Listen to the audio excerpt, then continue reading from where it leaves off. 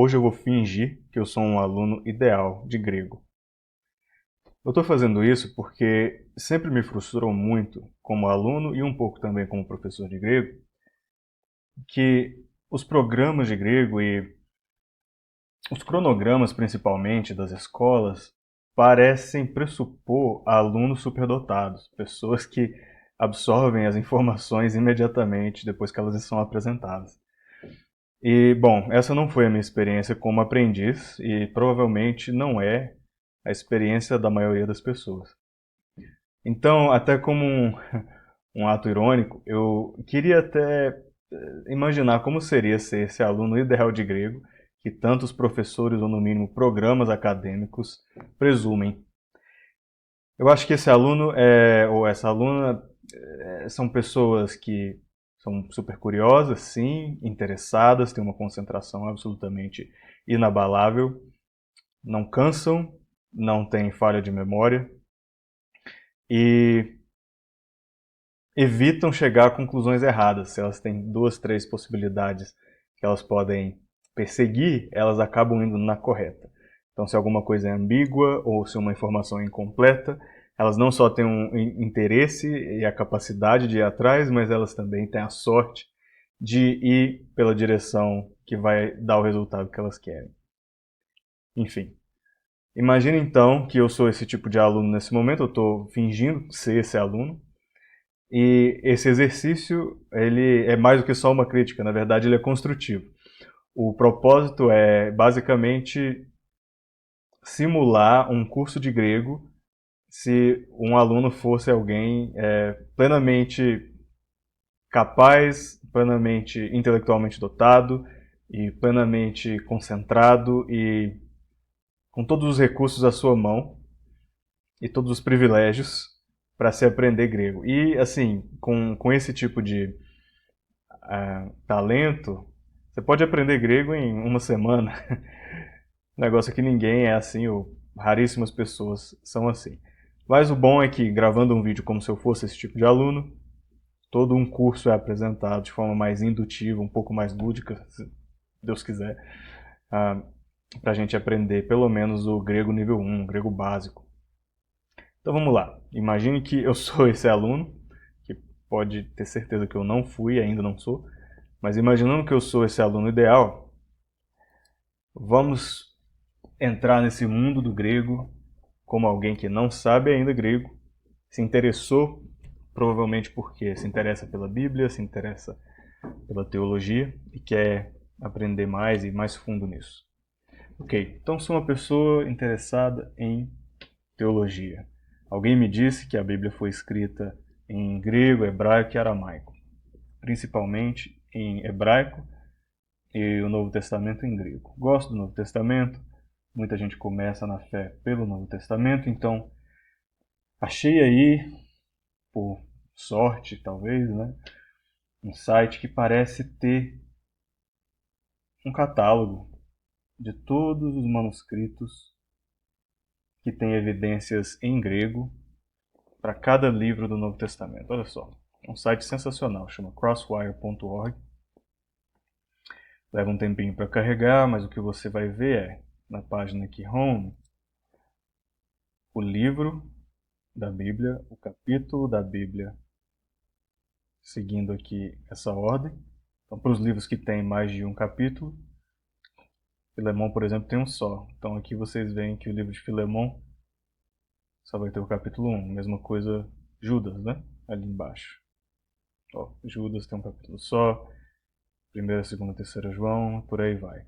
Mas para os evangelhos, por exemplo, Mateus, Marcos, Lucas, João, eles vão ter mais de um capítulo. Alguns chegam até o 16, outros até o 24 e por aí vai. Vou escolher então desses livros aí. Eu gosto do livro de João. Eu gosto também porque muita gente até sabe de cor o primeiro versículo do Evangelho de João. No princípio era o Verbo, e o Verbo estava com Deus, e o Verbo era Deus. Mais conhecido que essa passagem, acho que só João 3,16, né? Mas vamos com João 1,1. Então, se eu quisesse procurar o grego de João, capítulo 1, versículo 1, onde eu iria? Vamos dizer, se eu caísse nesse site aqui, eu iria procurar livro de João, capítulo número 1, que é esse aqui. Passando o mouse em cima, eu ia ver essa lista. E essa lista diz testemunha em uma coluna e ano na outra coluna. Eu presumo que seja depois de Cristo, né? Esse ano depois de Cristo, já que é o Novo Testamento. Então, 213, 213, 250 depois de Cristo. Você vê que os mais antigos estão no topo e os pergaminhos menos antigos, mais recentes, estão lá no finalzinho. Ó, o ano 900 é um dos mais recentes. Vamos então nessas evidências mais antigas. Parece então que esses dois pergaminhos aqui, né, testemunha é outro nome para pergaminho, às vezes é pergaminho, às vezes é papiro, enfim, seja o papiro, seja o pergaminho, a gente tem duas aqui do ano 213. Dizem os datadores, né, os arqueólogos, os não sei, cientistas da matéria, material scientists, que fazem essa datação, às vezes até por meio de isótopos, né, radioativos e tal, o decaimento aí radioativo, pá, datação de carbono e tudo mais. Não sei como eles dataram, às vezes até nem precisa disso, eles fazem uma comparação com outros documentos da mesma época que têm a mesma grafia, usam o mesmo material de tinta ou o mesmo material de pedra, gravura e tudo mais. Mas eu estou entrando no modo professor aqui, eu sou só um aluno. Então, vamos imaginar que eu não sei isso, só sei que tem testemunhas aqui, são as primeiras evidências desse capítulo 1 de João. P66. Se eu clicar no P66, isso vai me levar para essa página. Essa é a página da Universidade de Münster, na Alemanha. E ela detém os direitos autorais, ela e algumas outras instituições têm o direito só delas de distribuir, de reter essas imagens. Por alguma razão ela está, vamos dizer assim, ela tem dono. Isso aqui não é da humanidade, isso aqui é da Universidade de Münster. Enfim. Então essas imagens aqui mostram o manuscrito de João, capítulo 1, versículo 1. Olha só que legal. Essa imagem mostra o bolo todo, né? Olha só que calhamaço. Isso aqui é claramente papiro. Não me parece pele, parchment. Se é que eu sei distinguir isso. Talvez seja pele, né? Não sei, posso estar enganado. Mas, enfim, pode ser papiro também. Então, sim, tem várias páginas. A gente está olhando provavelmente para a primeira delas, que é essa aqui. Eita, então o Evangelho de João está aqui. O primeiro versículo está aqui, nesse calhamaço aqui. Vamos abrir uma imagem um pouco melhor.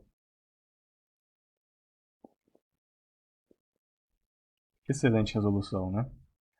Mas que susto que dá quando a gente olha e vê esse bando de caracteres desconhecidos. A gente não sabe para onde vai, de onde vem, onde começa, onde termina.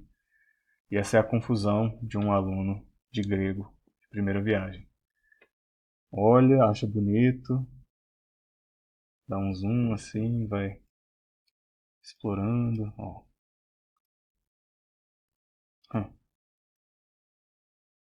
Às vezes tem uma outra letra que lembra uma letra no português. Isso aqui parece um N, que parece um X, parece um H, não é não? Outro N aqui, um O. Olha aí, parece um T meio esquisito. Que letras são essas? Teria que aprender o alfabeto grego, não é não? Então, vamos aprender o alfabeto grego. começar aqui, deixa eu tirar do zoom um pouco, colocar só a primeira linha, que eu imagino que a primeira linha vai ser o primeiro versículo. Nem sempre é verdade, mas nesse caso, vamos imaginar que a primeira linha é o primeiro versículo do primeiro capítulo de João. Vamos dizer que João começa aqui. Vou preparar um zoom melhor aqui. Pronto, olha só. Primeira linha. Vamos cortar aqui. Por intuição de aluno superdotado, eu cortaria bem aqui. Ou seja, sorte. Então alguém que estivesse aprendendo podia dizer, olha só, eu acho que é aqui que acaba essa primeira frase. Eu não saberia dizer isso, né? Vamos usar aqui um recurso. Deixa eu ver. Achei uma canetinha. Ó, olha essa forma aqui. Vai até um pouco mais longe, né? Tem essa forma, parece um E maiúsculo, só que arredondado. É essa que parece um N, só que com uma perninha que passa. É essa que parece um, não sei, uma cabeça de bode, uma cabeça de vaca. Essa aqui que tem um loop, lembra um pouco o P. Lembra o X, como eu falei, lembra o H agora. Diferente dessa aqui que lembra um N, né? Essa aqui lembra um H. Então, já temos aqui uma diferença entre essa e essa, que são parecidas. E parece que é uma repetição, né? Aqui, novamente, esse Hzão estranho, esse N esquisito. Então, esse aqui se relaciona com esse. Esse aqui se relaciona com esse. Né? Só pra gente não se perder. Olha aí.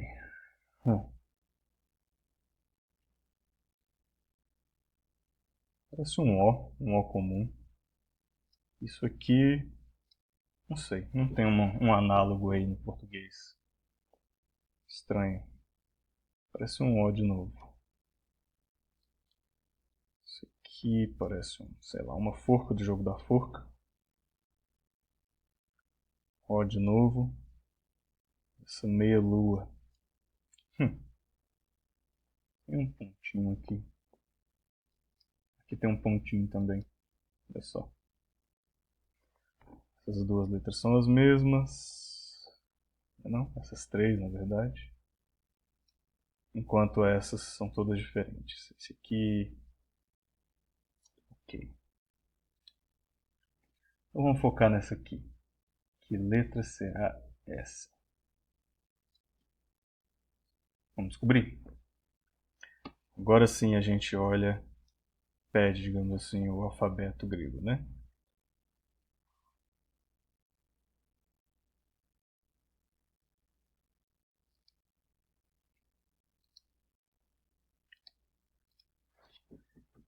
Alfabeto grego. Melhor ainda. Eu quero um dia aprender a digitar em grego, então eu vou querer o alfabeto grego em um teclado. Alfabeto grego. Olha aí.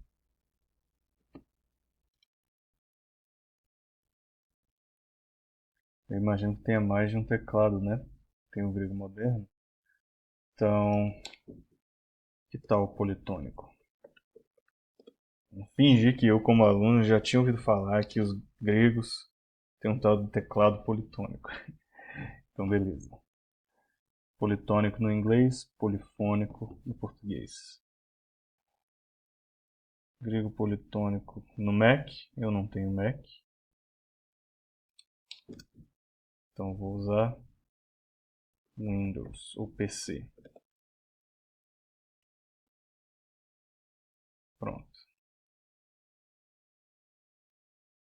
Linux. Eu imagino que esse seja o do PC. Do Lisanias. Vamos olhar isso aqui.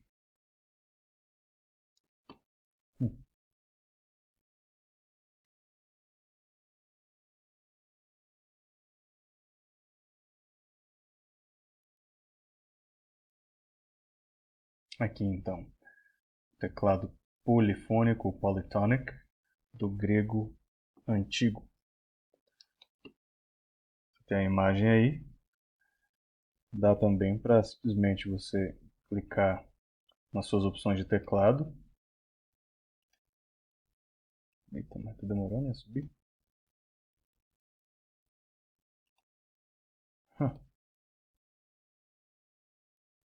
E aí você escolhe das suas opções de teclado adicionar o grego politônico. E é assim que parece. Então continuamos na nossa jornada enquanto alunos, aluninhos super capacitados, super inteligentes e que não esquecem nada. E agora a gente se deparou com todo o alfabeto grego. Como é um teclado, não está em ordem alfabética. Mas eu não estou me importando com a ordem alfabética ainda não. O que eu quero é reconhecer essas letras. Eu quero reconhecer esse teclado. Então beleza. Cadê aquela letra que eu achei em primeiro lugar? Vamos dar uma olhada lá de novo. Onde que está aquela imagem? Aqui.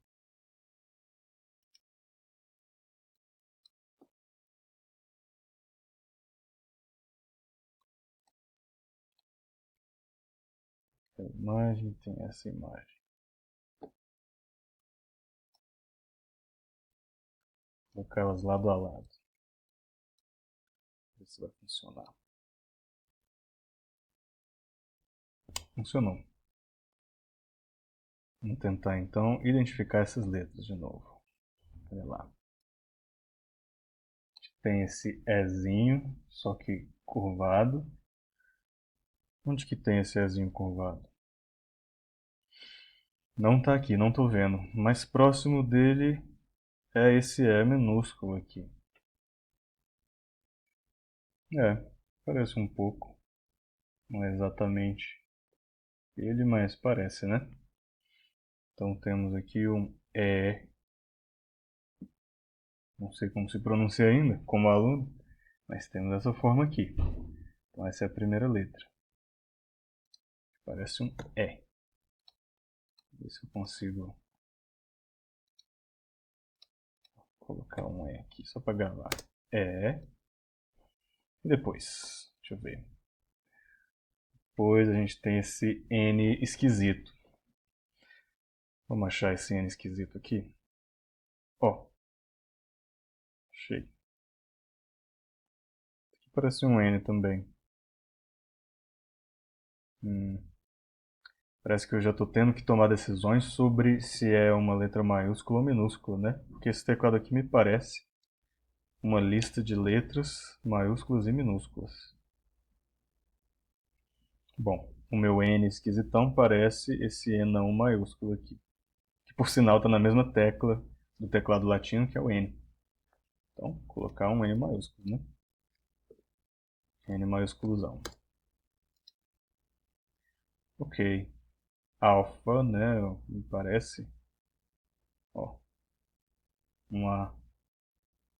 Parece um A cursivo no português. Não tá tão assim parecido nesse pergaminho, né? Parece uma mistura entre esse A e esse A. Talvez um delta. Talvez até um delta.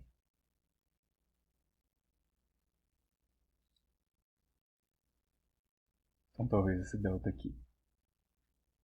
Começamos com esse Ezinho. Vamos para esse N esquisitinho.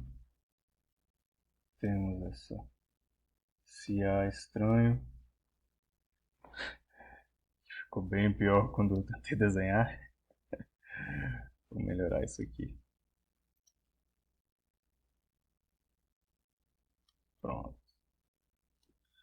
Talvez seja algo como esse. Talvez esse, parece um pouco, né? Cadê o N? O N tá aqui, que a gente viu. Beleza. E a primeira foi o E. Agora tem esse P esquisito aqui, que pode ser ou esse maiúsculo ou esse minúsculo, me parece mais minúsculo. Apesar de que ele tem uma serifinha, pode ser maiúsculo. E aí esse X. Cadê esse X? Vamos lá.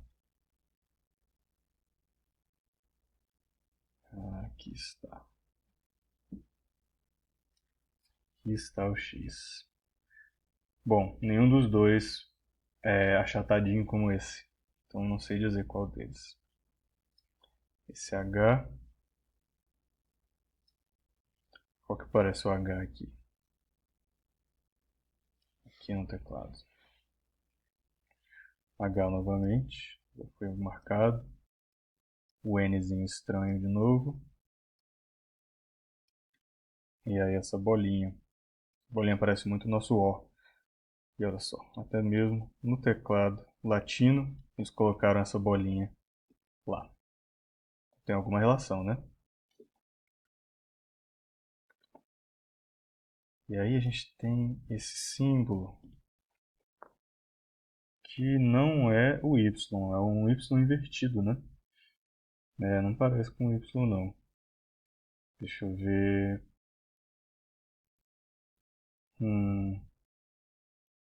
Ó, lembra um pouco esse aqui. Lembra, é uma mistura desse de baixo e desse de cima, né? Porque não tem tanta perninha, não tem tantas curvinhas como o de baixo, mas também ele é, ele é reto, parece o de cima. Enfim, continuando o O. E essa forca aqui. Qual que parece uma forca? Vamos ver. Ó, a forca aqui, ó. No G. Hum. De novo o Ozinho. Então uma meia lua e um ponto. Que é o mesmo desse outro ponto aqui. E que é o ponto final do grego, me parece. Olha só. Esse ponto bem no meio aí. E essa meia lua? Onde está a meia lua? Será que é esse S aqui? Acho que não. Não é uma meia lua. Não tem. Não acho. Não acho uma meia lua. O mais próximo é esse S, não é não? O que vocês acham? Se não for um O, e a gente já viu que o O ele é completinho, ele é fechadinho, então não pode ser o O. Por eliminação, a gente não viu um círculo com um sinal no meio, então esse U aqui também não vai ser. Então, não vai ser o O, não vai ser esse U, não vai ser esse F. Também não me parece esse V. Hum, É, eu acho que dos males o menor, né? Dos menos parecidos aí, acho que vai ser esse S, que a gente viu antes. Então vou marcar esse S. Com S que foi até o fim, esse aqui de baixo. E o de cima, meia lua, não foi até o fim. Como é que a gente checa isso, né? Vamos tirar aqui da versão desenho e colocar, transcrever isso aqui, né? Então a gente vê um E, um N, um Azinho que parece o A cursivo ou A minúsculo. A gente viu algo que parece um P, seja um P maiúsculo, seja um P minúsculo, um X, aí a gente viu um H, na verdade parece mais um H maiúsculo, e aí um H novamente, e aí um Nzinho, um Nzão na verdade, não é? Deixa eu voltar aqui para ver se N. É, um Nzão aqui.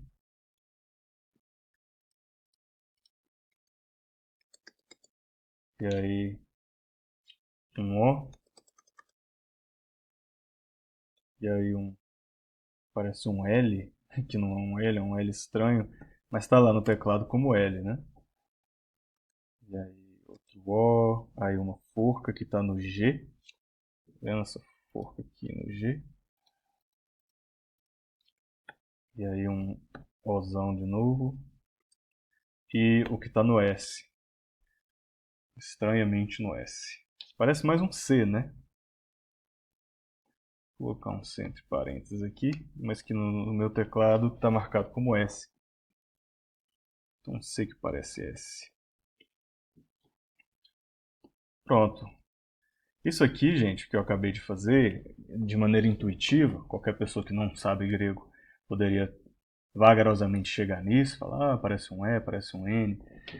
E qualquer pessoa que olhasse um teclado grego, do grego moderno mesmo, e buscasse aí na internet, grego é arcaico, antigo, grego politônico, ia chegar nessa mesma conclusão que eu. De novo, imaginando que eu sou esse aluno aí super avançado, que aprende as coisas de uma vez. Isso aqui se aproxima bastante, falando como professor agora, de uma coisa que a gente chama de transliteração. Ou transliteration. Então, transliteração é achar os equivalentes no latim, no alfabeto latino, para os caracteres gregos. Às vezes também para os sons gregos, dependendo das regras de transliteração. Voltando como aluno agora. Então, se a gente fosse até ler, olha só que engraçado seria tentar ler isso aqui no alfabeto latino. Enap, en, ou logok, ou talvez logos, enark, enapk. Não faz muito sentido e com certeza não soa como grego. Mas é legal a gente olhar o alfabeto dentro já do teclado, que a gente já pega algumas conexões entre o latim e o grego, como é que os fonemas são relacionados, beleza? Então vamos dar um Ctrl C aqui e ver o que a página do manuscrito diz sobre esse pergaminho. Tem uma página que chama Index. E olha só o que essa página mostra. A transcrição no grego. Então isso aqui é o que os especialistas em grego fizeram quando eles olharam para essa imagem. Essa linha que eu acabei de desenhar com vocês. E eles falaram, olha, eu acho que nos caracteres gregos isso seria essa letrinha E, essa letrinha que parece um V, essa que parece um A, um Pzinho, um X, um Nzão e tudo mais. E ficaria assim no grego.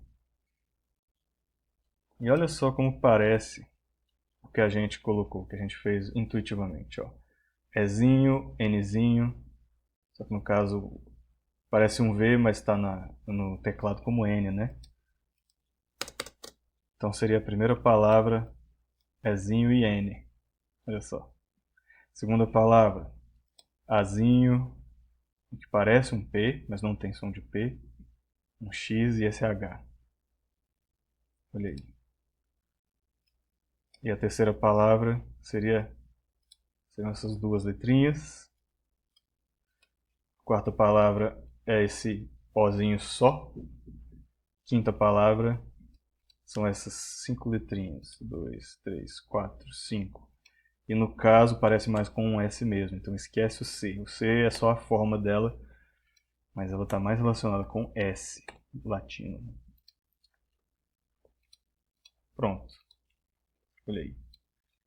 A pronúncia desse X aqui, a gente vai ver depois, mas 4, 5 palavrinhas. 1, 2, 3, 4, 5 palavrinhas formando uma frase. Por que eu sei que é uma frase? Ainda não sei. Como aluno, eu só olhei esse documento e vi que eles puseram uma vírgula aqui. Ó, puseram uma vírgula, deve ser o fim da frase. Temos aqui a primeira frase do primeiro versículo do primeiro capítulo do livro de João. E quem sabe, no português, que João 1:1, a primeira frase é: no princípio era o verbo, sabe que é isso que quer dizer essa frasezinha aqui. No princípio era o verbo. Olha aí.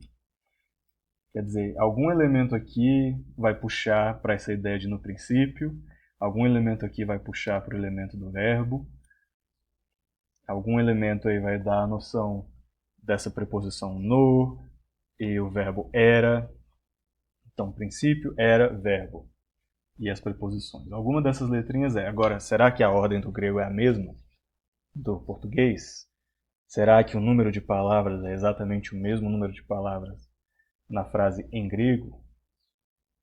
No princípio era o verbo. 5. No princípio era o verbo. E aqui temos 5 também. Será que elas correspondem exatamente? Será que tem uma palavra aqui no grego que é no? Será que tem uma palavra no grego aqui que é princípio? Uma que era a palavra era? Uma que era a palavra o? E uma palavra que era verbo?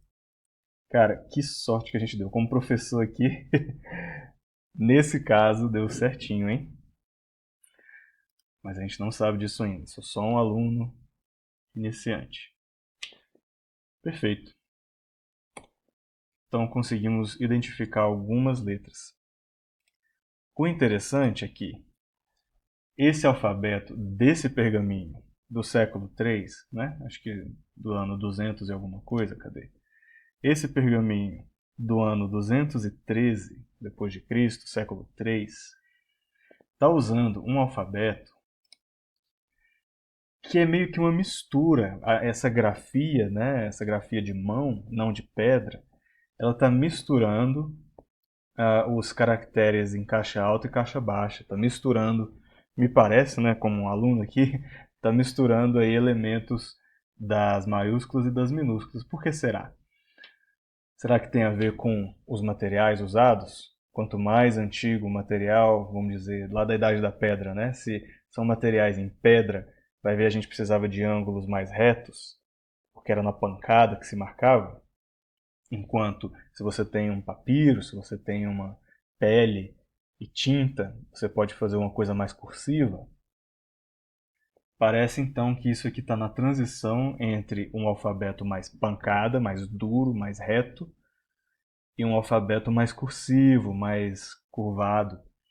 Eu acho que é por isso, a minha impressão como aluno aqui, que tem essa mistura de letras mais arredondadas e letras mais retas. As arredondadas são as de caixa baixa, são as minúsculas, e as retas são em caixa alta, maiúscula. E aí a gente chegou nesse Ezinho, Nzão, cadê o N maiúsculozão aqui? E por aí vai. E como os próprios especialistas disseram, isso aqui colocaram tudo em letra minúscula agora, tá? Tudo isso aqui em letra minúscula. Com exceção da primeira letra, né? Começo de frase, eles colocaram a maiúscula, caixa alta. Mas tudo aqui está em minúsculo agora. E essas são as palavras em grego. Bem legal. Ok. Esse é o grego de João 1:1, parte 1 do verso, né? 1. O verso ele é grande. No princípio era o verbo, e o verbo estava com Deus, e o verbo era Deus. É muita coisa no versículo 1. Essa foi só a primeira frase. No princípio, no princípio era o verbo.